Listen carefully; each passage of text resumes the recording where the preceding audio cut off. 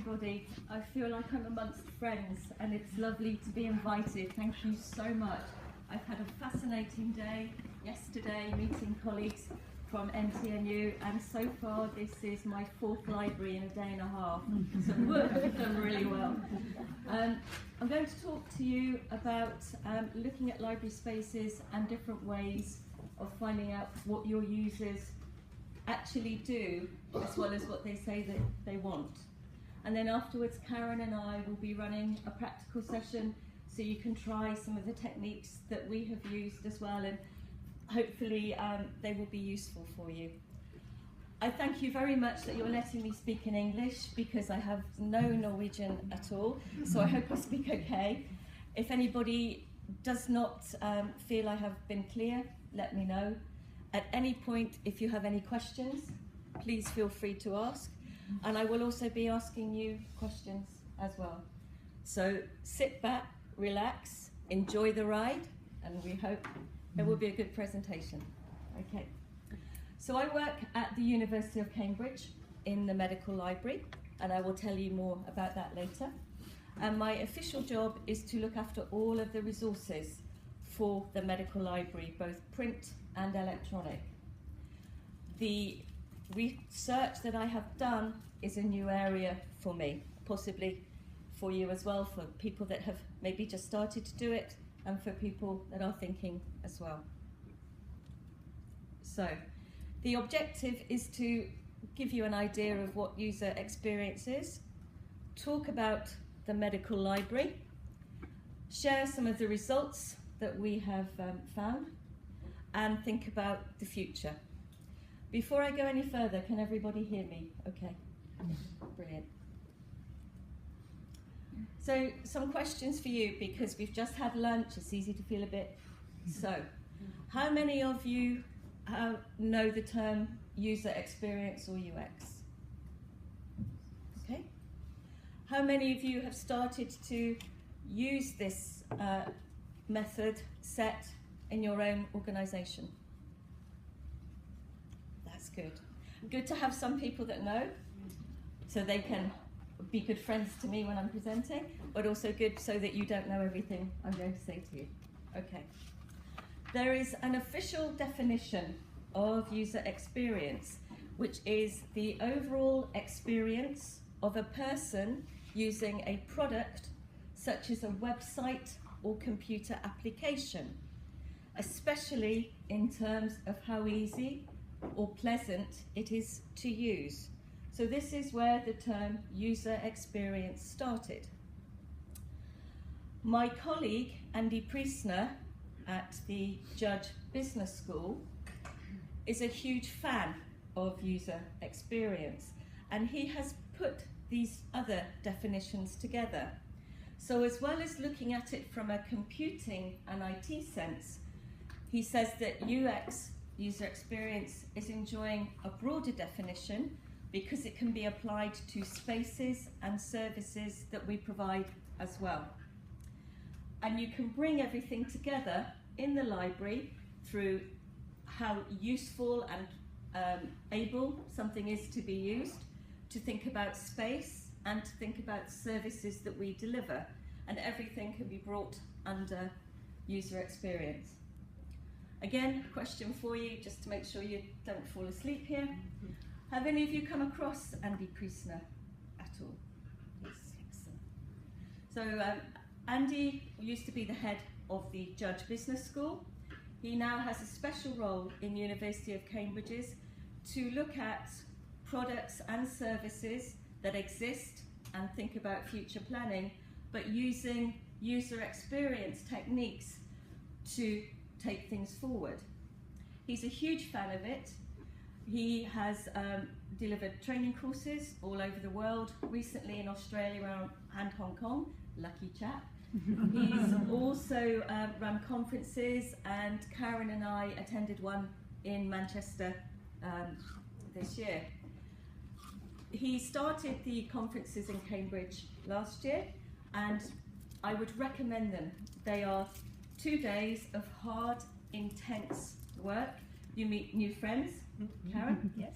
and you learn an awful lot, and it's very practical. You can take it and move it back into your library. Sometimes when you attend conferences and workshops, it's all up here, but you can't really do much with it. This is very different.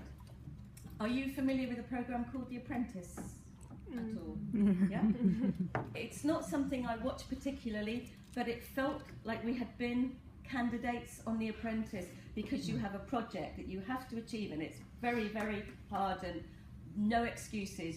You have something to deliver, you have 2 days, and you deliver that to the group. So I recommend it, it's really good. Anyway, I should move on. I agree. Yeah, I heard about the conference from a colleague in Sweden. She said, best conference ever. Yeah.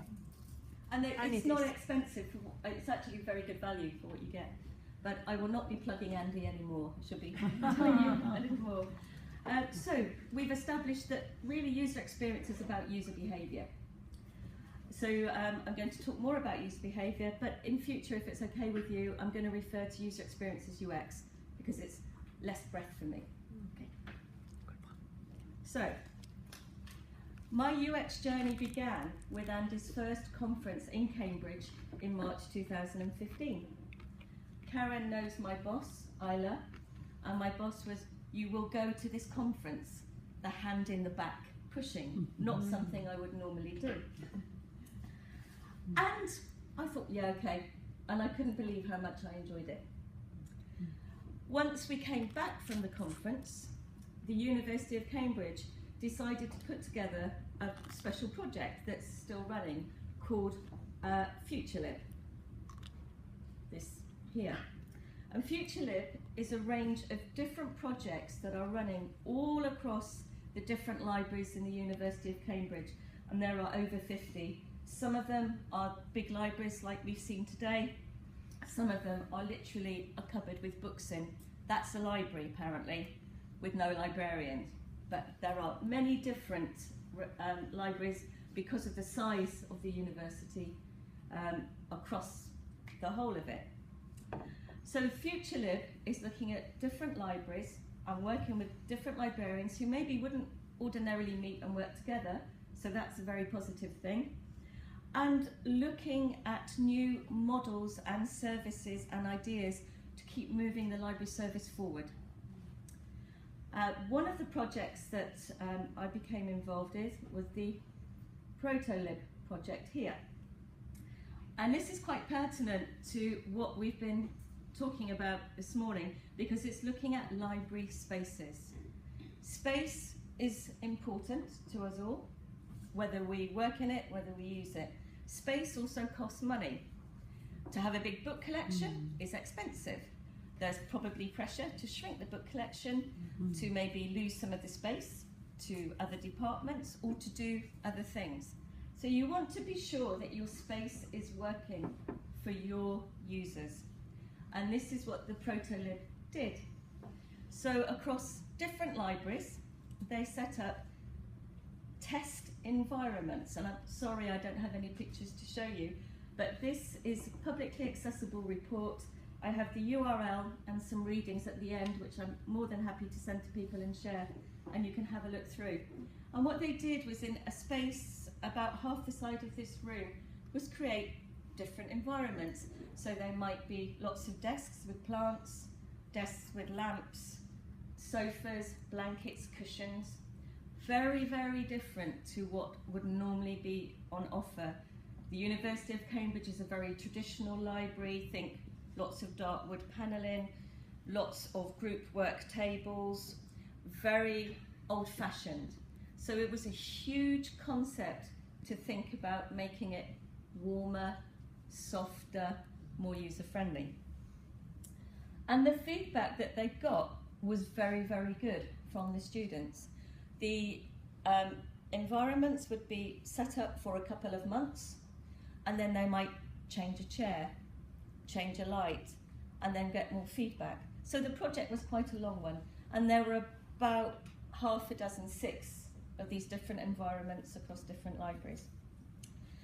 And the way that they got data was to use UX methodology.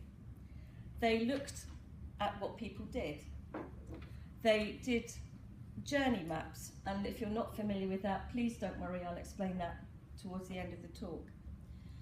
They looked at doing interviews, some very quick. How did you find the library today? Did you like the environment? Some longer, more structured.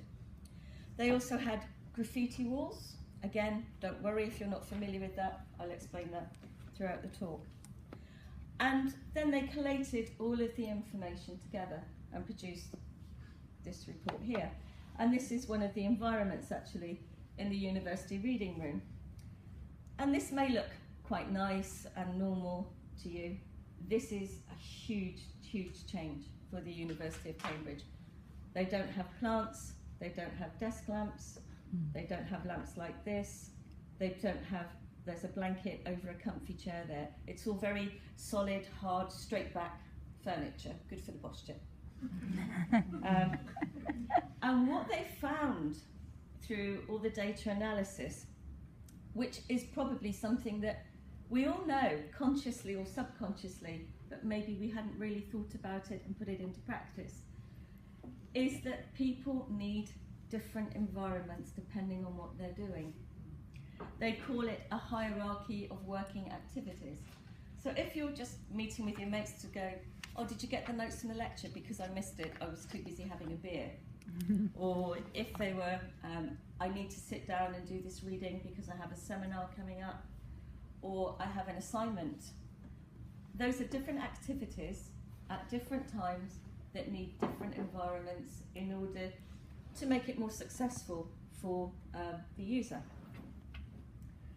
And in this report, it goes into a lot more detail about this intensity of activity, and it also gives you different layouts and ideas for how you might want to create a space for quite scholarly work, for more kind of like social spaces. So it's an excellent report to look at.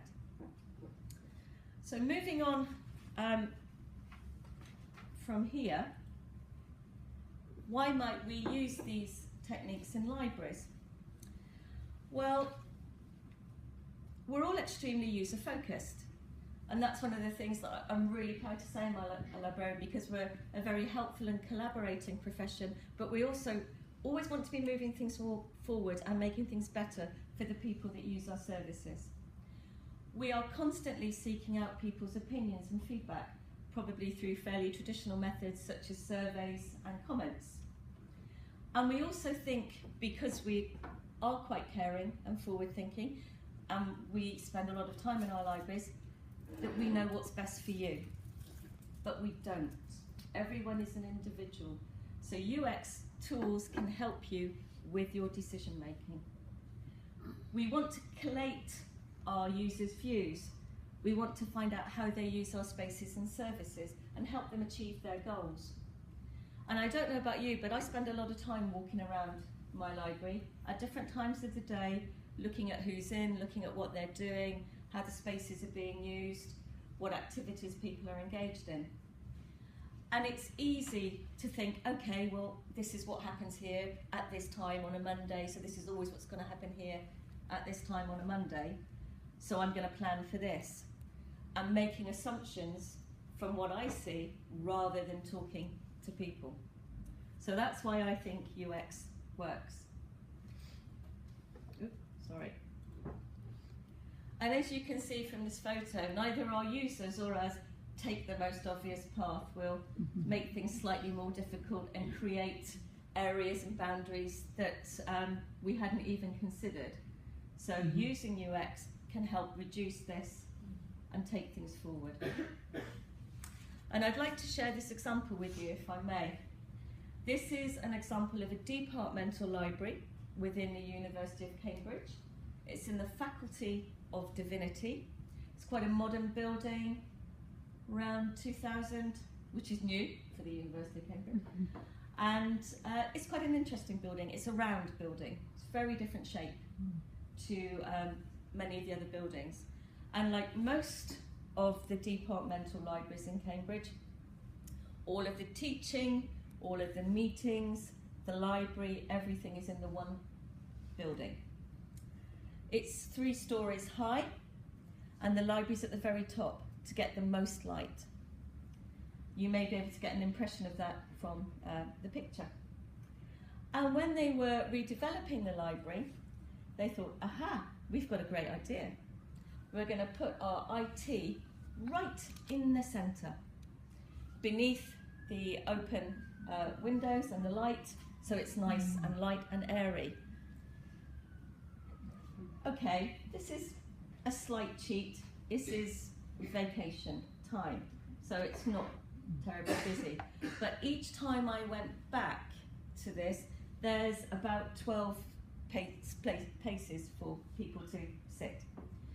And I only saw 2 people in all the time I went back, which was quite a few.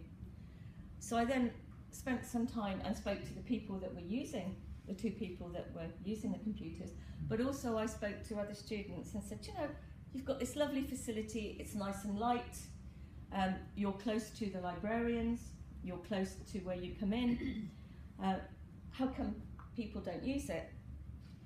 And the feedback was, those are the problems. I don't know if you can see, but there's my colleague, Michael, just there, very, very close to the computers. And they said, all of them that I spoke to said, we wouldn't look at anything we shouldn't be looking at, but we feel that we are being overlooked. We feel we are being monitored. It's also, as soon as you come in to the door here, now like most libraries in Cambridge, you cannot take books and bags in, you have to leave them, in case you walk away with any of the treasures. So they leave them here.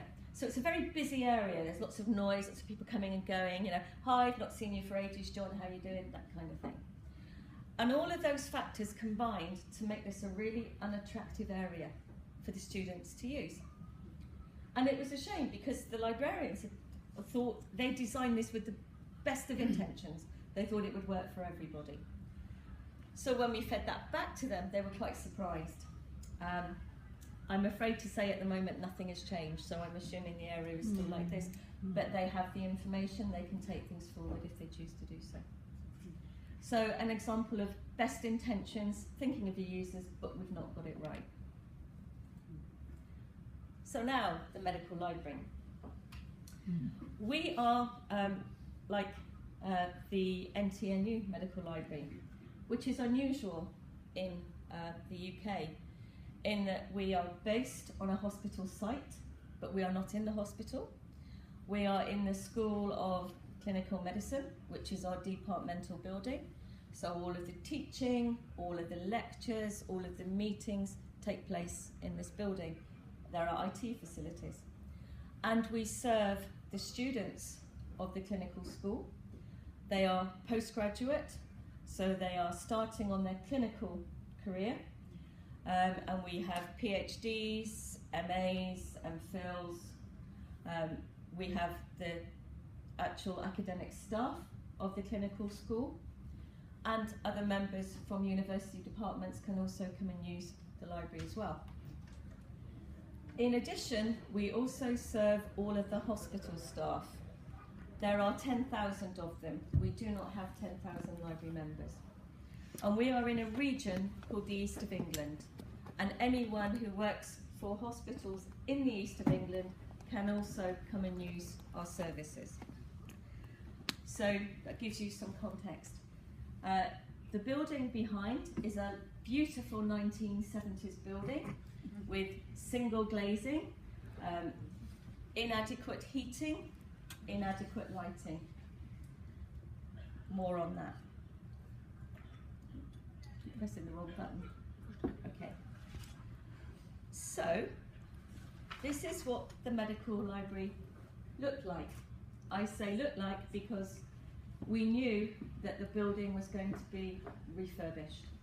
And that is why we decided to use UX to find out how we might redesign the space and find out what our users were actually doing and how we can make positive changes. So, it looked like this on July the 12th. We moved out that day. It doesn't look like this anymore. We have moved into temporary accommodation. I haven't brought any pictures of that because quite frankly, you'd be very disappointed in it. But we know it's temporary. And there have been changes since we've moved out. We are planning to move back in May 2016. The whole of the building is being altered. So we couldn't really have stayed around. There will be changes for everybody. And the last refurbishment of the library was 2010, before I arrived. It was quite some time ago. We are also, from this academic year, from September, we have an increase in the clinical students. So for the next 3 years, we will get an additional 100 students, because in Cambridge, it's quite an odd system. Your clinical doctorate degree is 6 years. You do 3 years as an undergraduate. And then until this year, you could go anywhere in the UK. From September this year, anybody that starts will then stay with the university for those 6 years, so you will not move after 3. Hence, we will be having an increase in students. So that's meant that we need to think about reader spaces and the impact on that. So everything kind of came together to think we need to refurbish, and we're going to use UX in which to do it. So to give you an idea of how it was, and Karen saw that, so Karen can vouch for any questions or queries as well. This is our group work area here. We've got pods here that are designed for group work use. Around exam time they are. They've got whiteboards in them, but most of the time they're singularly occupied. We've got a lovely staircase here, because the library was, note the word was, on 2 floors. And you can see that lovely word journals. The entire print journal collection was on this 2nd floor of the library. That got moved out in February this year. It's gone into storage, because when we come back, this floor has been given over to the clinical school themselves, because with an increase in students, they need an increase in staff, so they are taking this floor. So we will be on a single floor rather than on 2 floors. And all our journals will be in storage until about 2020, when there is a new storage facility being built. So our print journal collection starts from year 0, i.e. 2016. Anything before that, we have to work out with the requester the best way to get that for them. So 2 weeks ago, this staircase was knocked out. There's a big hole that's going to be filled. So that's one change that's happened. This is part of our group work area here. And then we've got a general computer room. So this is all on this same floor here. And the computer room is open to hospital staff and university staff as well. And then this is our reading area here. So we've got all our books here. We've got about 60,000 books, and we've got a mix of study carrels and group work tables. The furniture, as you can see, is quite dated. And the study carrels, again, they are designed for 2 people, but most of the time people are quite territorial. They sit in one area, bag, coat next to say, don't sit next to me, kind of thing, unless they are with a colleague, they will sometimes sit together. But the group work tables are not used either. If somebody's getting a really heavy book, like Kumar and Clark, for those of you that are familiar with that, they'll just lean it on the table and have a flick through to see if it's the right book, and then that's it. And bizarrely enough, the group work areas here, we've never kind of tried to show users how they should behave, so we've never said this is a noisy area, this is a quiet area. Because of the look and the feel and everything, there tends to be noise in this area, never so much that it's a problem, and that's fine. And again, we've never said that this should be a quiet area, but I think because people are mainly head down studying and because all the books are there, that's what it's tended to be. So one of the things we're going to be looking at when we move back in is signage, because occasionally we've had complaints of people in this area going, well, I want to sit down and I want to read my book, and there's people are just talking in a normal way. And it's like, well, okay, that's fine. Why don't you go to the reading room, because that tends to be quiet. Okay. Everyone with me so far? Excellent. Click the wrong button again. Okay. So, having attended the UX course, we decided to employ a series of methods. Now, just to set this in some context, I only looked at people that were using the library. If we'd have had longer, I would love to have gone out to the 10,000 hospital staff, I think maybe 2,000 members, and say to the other 8,000, hey, why aren't you using the best library in Cambridge? I didn't have the time. Everything that we did, because we have two very different user groups, the university, the hospital staff, everything was done with both groups of people. Okay? In order to start the project, we did library observations in the areas that you've seen on the previous slide. We did them 4 times in the working week and 3 times on a Saturday, which is no mean feat, because on a Saturday the library is staffed by 1 person. So they did very well. And what we did was I prepared sheets relating to the area, showing brief layout, and then there was a series of a worksheet for people to complete that, just very simple, 5-bar gates. How many people are in an area? How many people are using a computer? How many people are using their own computer? How many people are reading? How many people are chatting? That kind of thing. Very, very simple. And I took members of our team and got them to help out, because you can't cover all these areas at the same time on your own. And I think it's also important for your team to be involved and know what you're trying to achieve, because they're working in that building and they're dealing with those users as well. So it's good to get everybody involved. And so everybody was stationed at regular times, mid-morning, lunchtime, mid-afternoon, early evening, to record what they saw.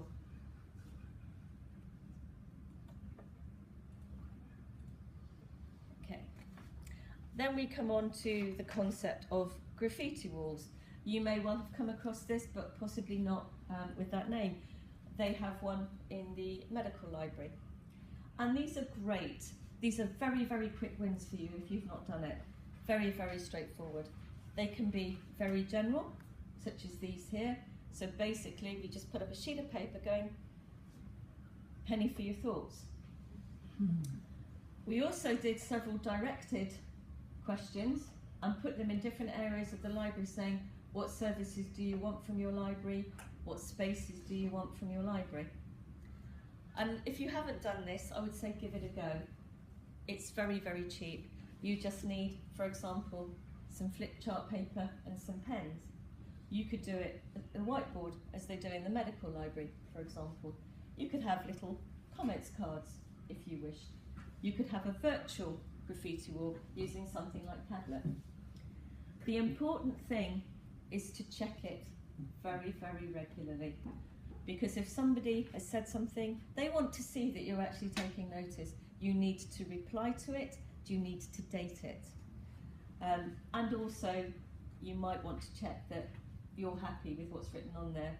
We ran this for over a year, and there was only once when we had to moderate a comment, and that was somebody slagging off another student, and that's not tolerated. So in the main, this worked for us very, very, very well.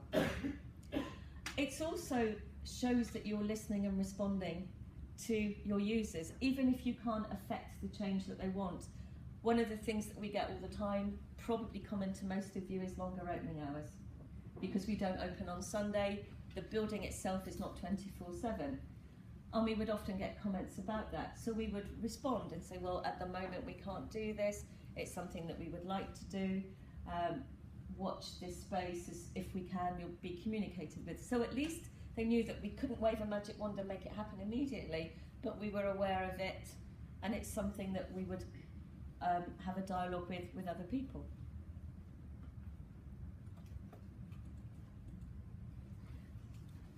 Another technique that we introduced was called the letter interviews. I haven't had a chance to speak with all of you, but you all look to me like absolutely lovely people. And I'm sure you've all used to writing a letter, whether traditional paper and pen or electronically. And I'm sure you've all received letters, either in print or electronically. And I hope those letters have only ever been lovely, nice love letters. The concept that we used was this love letter concept. But we said, you know what? You can also break up with the library if you wish. So what we did was we got willing volunteers with bribes of Amazon vouchers and refreshments, and asked them on a one-to-one to come and write a letter, could be a love letter, could be a breakup letter, to an area in the library. It could be a piece of furniture, it could be a particular space. So that person does that for 10 minutes. You then ask them to read out their letter to you, and you just listen. Then you ask them to repeat that letter again, reading out loud, and you're making notes.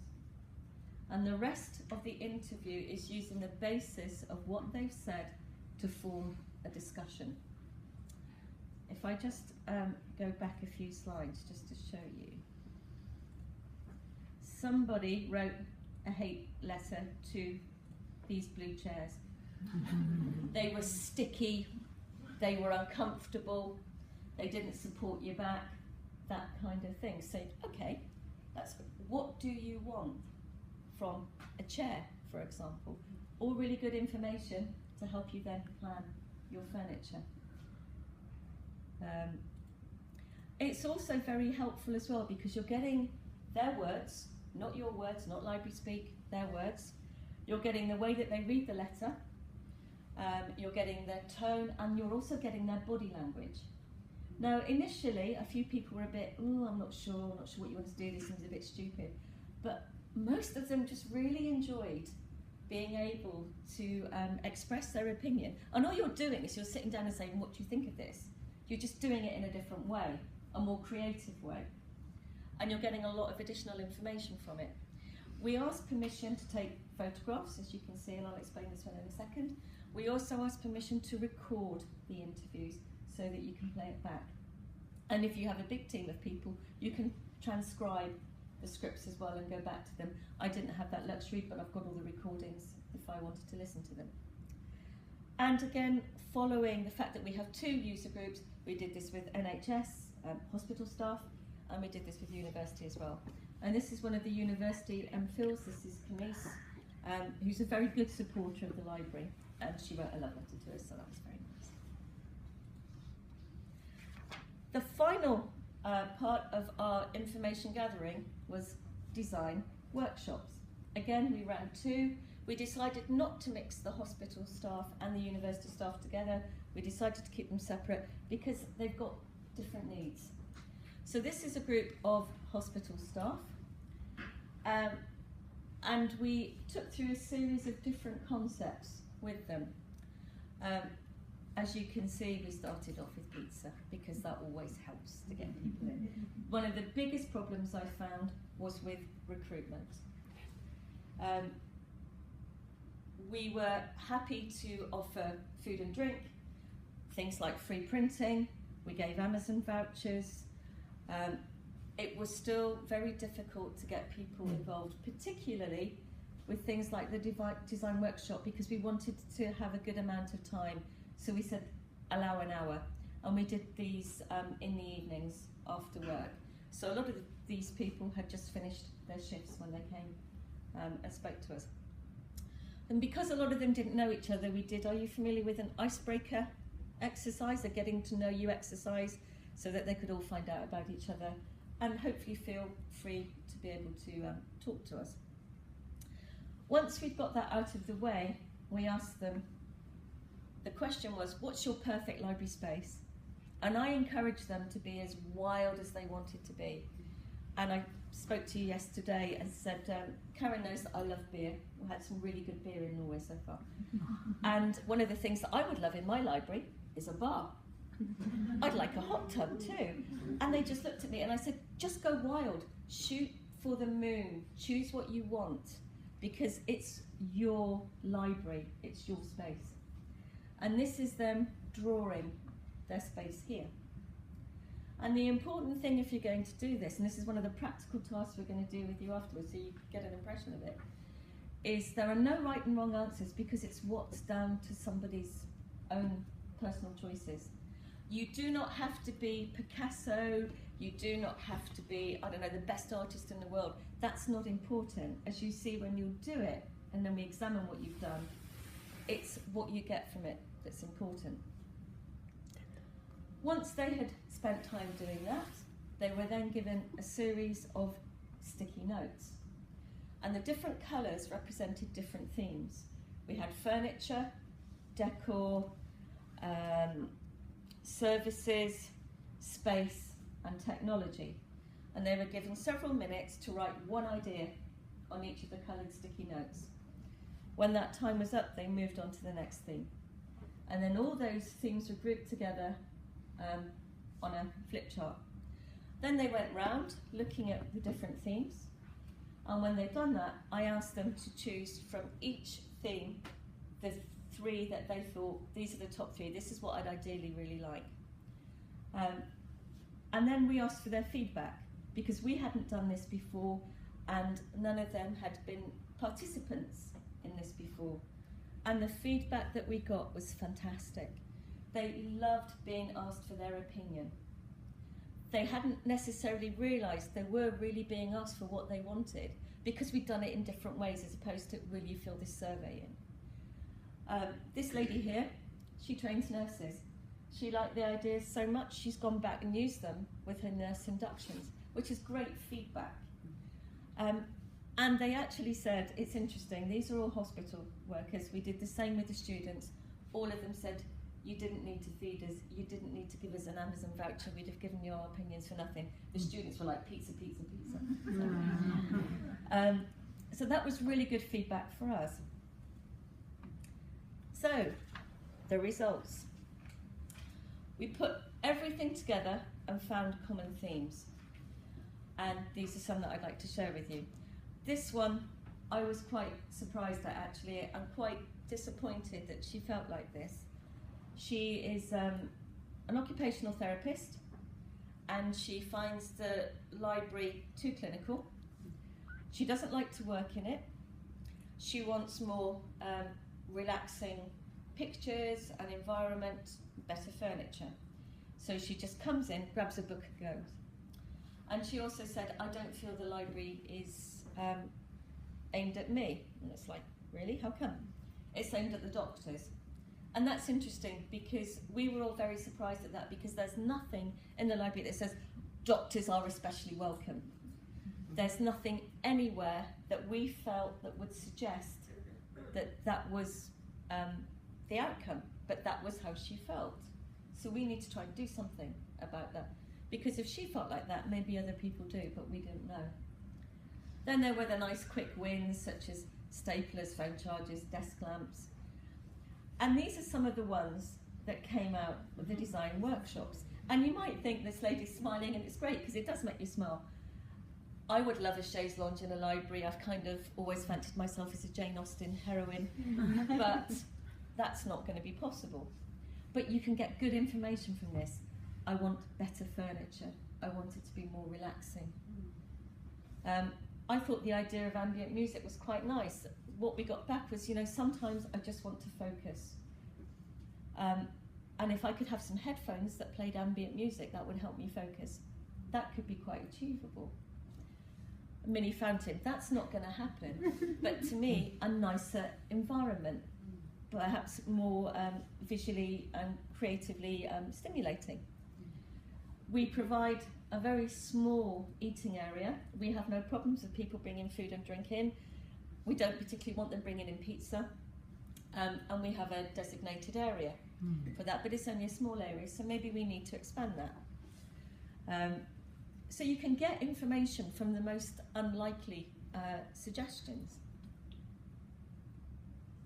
And it's also quite interesting as well because the library's quite dark, and we used the graffiti boards to get an idea of what desk lamps people wanted. We bought about 6 different types, some tall, some small, some that were freestanding and heavy, some that were portable and freestanding, some that clipped on.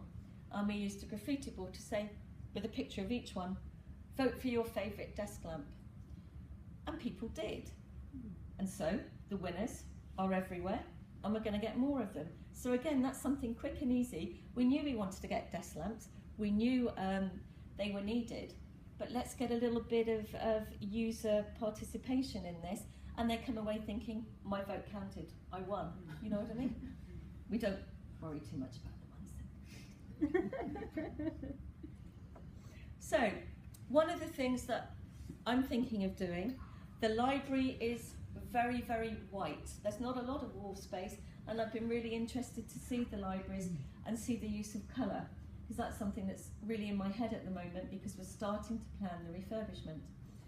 And I really like the idea of using colour to help people's sort of behaviour and mood when they're doing an activity. So if they've got to do something that requires quite a lot of concentration, research shows that blues and purples and light greens can help you with that. And I like the idea of zoning the library and bringing together furniture, maybe cushions, accessories. It doesn't have to be expensive. Maybe even signage in that colour, quiet area maybe, that kind of thing. And this is a photo from a library in Australia. This is a Julian Street library. Check it out on the web. They use colour really well in their library to help decide user behaviour. On the complete reverse of that, in your face, stimulating, wow, you know, let's pump this essay out kind of thing. The yellows, the reds, very bright greens can help with your creative stimulation. This is also a library in Australia as well. So these are just ideas that I'm playing with for the future. So the results that we got from the work that we'd done also kind of chimed with the results that the university library had done with their Protolib project. And again, will not be rocket science to any of you, in that there needs to be a mix of spaces. We need our quiet and closed spaces for when we really need to concentrate. We need our group workspaces so that perhaps we can catch up with colleagues that we don't see very often. We need our social spaces when we just need to perhaps take a break from work. Flexibility is the key. Everything needs to be as adjustable and as portable as you can, from maybe a sliding room divider to portable furniture. And we would encourage, as I know the libraries that I've been into do as well, encourage people to move furniture and set their own spaces. You need to think about where you're citing things in terms of proximity to resources. So we need to ensure that when we go back into the reading room, that the furniture there is quite close. People are not having to carry a great big heavy textbook too far. And I'm sure you hear this all the time. And I took away one of Karen's messages from this morning. You're never going to have enough PowerPoints, no matter what you do. But because we've got a 70s building, we've had a few, obviously, additions in terms of power sockets, etc., but nowhere near enough to cope with the fact that everybody's working off devices now. So we need to increase that, and that's something that can be fairly easily done.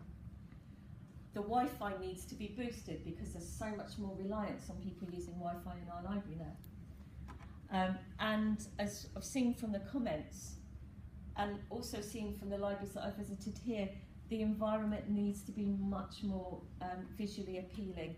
We need to think about helping people to relax in periods of stress, and we need to think about maybe giving them a bit of a push in the back and stimulating them, perhaps when they're struggling with something. And you can do that through art, through colour, through different types of furniture. So that's what we're looking at. I don't know if it's true here, but in the UK, librarians love cats.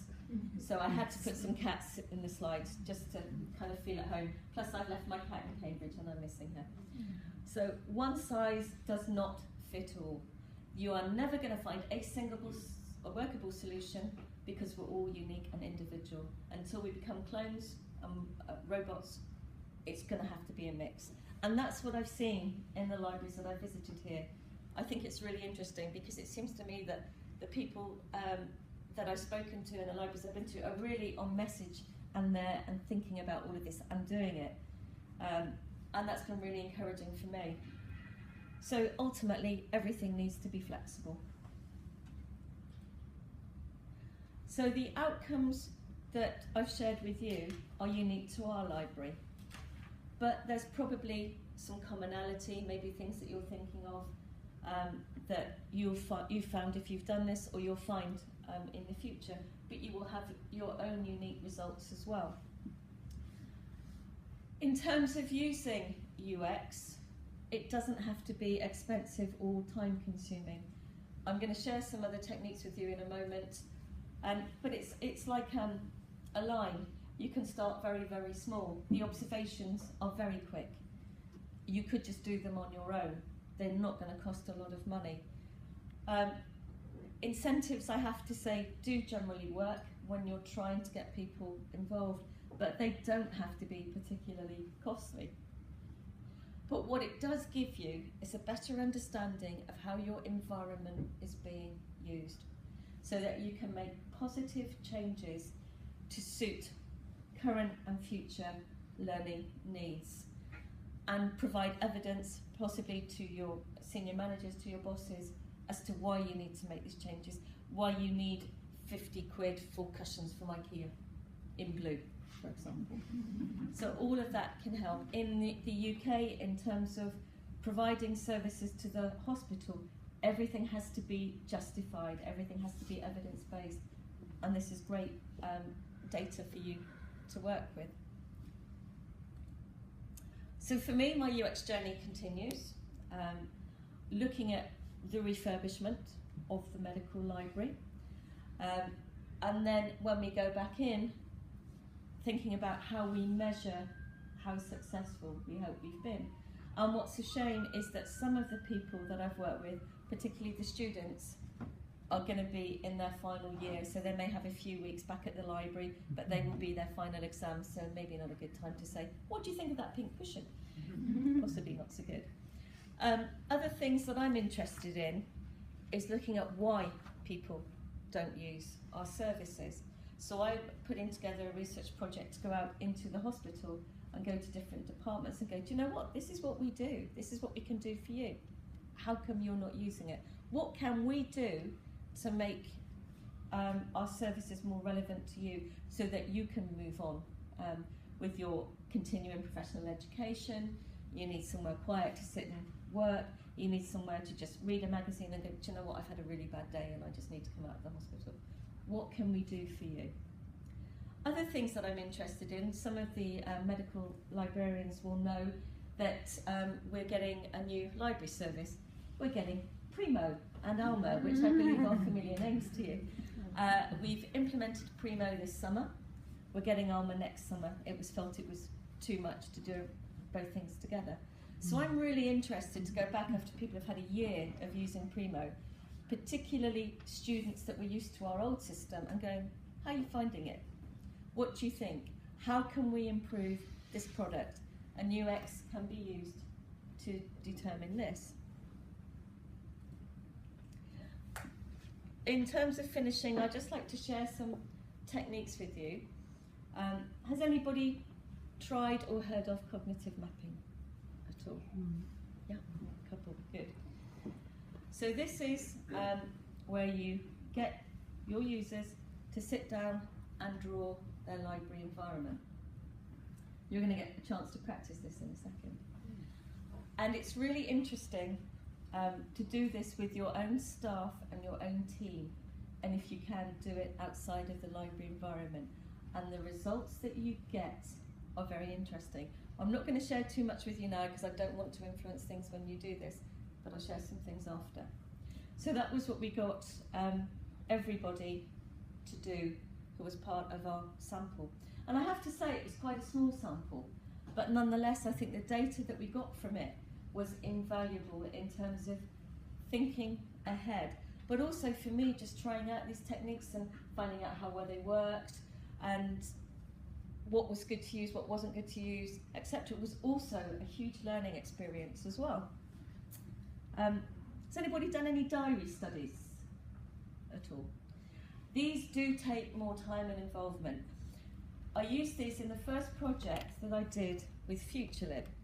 We wanted to look at how students were borrowing books, which may seem, oh, they come to the library, they borrow a book, they come back. Yeah, that's one aspect, there's lots of others.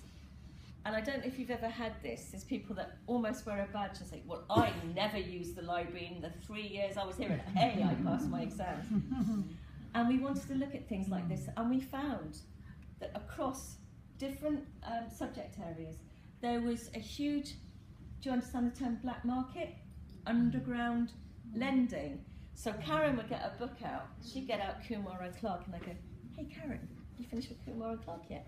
I'd really like that. And she'd go, yeah, that's okay. So she would lend it to me, but she hadn't officially returned it to the library, it was still on a ticket. So if the book was due back late, or if I lost it, Karen's responsibility. And we wanted to check how common this was, and it was hugely common. A lot of the med students live together, they're doing maybe the same subject, so they go, oh, I can't be bothered to go to the library, or there's no copies left, can I just have this? There's an e-book, but that's another story. And so we said, that's fine for Karen to lend to me. Could you just drop us a text and let us know? And we can change that. So we asked people to keep diary studies. We had interviews with them, etc., etc. And it was a project called Who Has? And it was an interesting project. It was the first project we worked on using UX techniques. And it was done with medical students, with law students, with business students, and with English students. So we were the only, if you like, scientific discipline. And we decided as a library that we were more than happy to kind of take this unofficial lending, and you can send us a text message, and that's fine. It's not been hugely adopted. I think partly that's our fault, we've not promoted it enough, so that's a lesson for the future. But the other disciplines decided not to do that. I don't know why, because that's entirely up to them. But that was something that was quite interesting. Touchstone tour, is anyone familiar with the Touchstone tour? Yeah, Karen is? This is really interesting. Conference. You did the same conference? Yes. It's really interesting. You ask one of your users to take you on a tour of your library, which may sound quite silly, but you're getting everything from their perspective. So from entering the library to what they do, maybe to signing in to a PC, maybe to finding a book on a shelf, maybe to find their perfect space. You're literally like a shadow following them. And that's really, really interesting. And we had a fantastic talk from Ingela Walgren from Lund University, who asked a user to take her through the journey of finding a book on the shelves and checking it out. And this poor girl, it was very funny, but it was also quite sad, because first of all she needed to know where the book was located. So she went to a catalogue machine, it was out of order.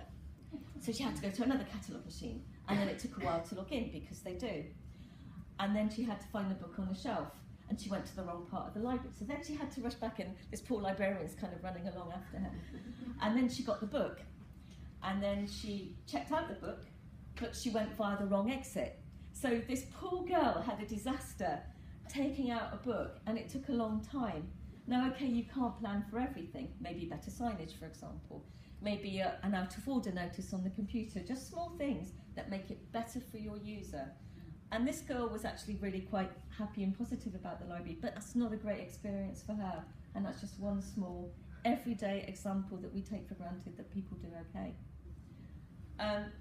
Heat maps is something that was used very much by the Protolib project, where you had your different library environments across 6 libraries for several months. And what you do, this is quite straightforward, just one person can do this. You just sit and you observe and you note. So you see where people are going and what they're going to. So you can find out major routes. Is there a table that everybody's having to walk round to get to the best PC because it's the best located, it's got the comfiest chair, it's next to natural light? are there areas that are being avoided? So then you can make decisions quite easily. Okay, so those are methods. This is some further reading that I found to be quite useful. I'm happy to share slides. Afterwards I can send them to Catherine. Happy to share readings with you. If you haven't come across Weave, it's an open access UX journal. It's fantastic. There's always brilliant articles in there that I found quite useful. Quite a lot on library space and design, for example. And you'll see the same names cropping up. So Andy Priestner, my colleague, contributes to this, and several other names that I'll talk through in a second. This is also the address to get the Future Lib report, and it's fascinating. It's so interesting, particularly because it's got lots of good practical tips that you can take away and have a look at and turn to your advantage. Sales pitch here. Andy Priestner wrote and published a book along with a chap I used to work with in Sheffield called Matt Ball. It's an excellent book. It's quite accessible. That's a good starting point. And then finally, I just wanted to mention a couple of other projects. Has anybody heard of the Aerial project that was carried out in the States at all? If you haven't, have a look. You've got an excellent project report here. It was a 2-year study of how students conducted research. And it was looking at also how they related to their tutors and to the librarians as well. And it followed, I think, 140 students. It involved 40 librarians and 70 teaching staff across 5 libraries. And the report from this is great. It sets out the methodology, and it also gives you a toolkit if you've never conducted any UX research yourself, so that you can find out cognitive mapping, how would I use it, what are the benefits, etc. And you can then decide, I've got this small project, I want to use UX, these are the methods that might work for me and give me the information I need. So that's really good. Donna Lankos, who contributes to the Weave journal, I mentioned in the previous slide, she's great. She's spoken at UX conferences that Karen and I have been to. She is an anthropologist, and UX methods kind of started off in anthropology, but she's brought them and worked with libraries across the US, but also across Europe as well. And I think Andrew Asher is the only ethnographer that's actually employed in a library to look at user behaviour. So it's becoming much more common. And these are some of the sort of people that I follow on Twitter that are also worth watching as well. So I'm done. Thank you for your attention. Any questions I'm more than happy to ask, but we can go straight into the practical activity if you want. If anybody wants a comfort break before we do, that's absolutely fine. But thank you so much for listening.